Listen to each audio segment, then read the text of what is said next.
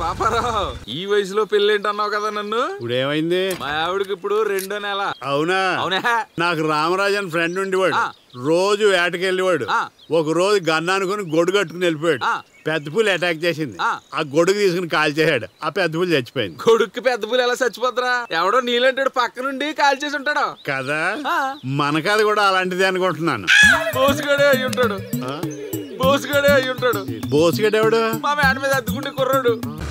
పాపారావు, ఈ వయసులో పెళ్ళేంటన్నావు కదా నన్ను. ఇప్పుడు ఏమైంది? మా ఆవిడకి ఇప్పుడు 2వ నెల. అవునా? అవునా? నాకు రామరాజు అని ఫ్రెండ్ ఉండేవాడు. రోజు వేటకెళ్ళేవాడు. ఒక రోజు గన్న అనుకుని గొడుగు కట్టుకుని వెళ్ళిపోయాడు. పెద్ద పులి అటాక్ చేసింది.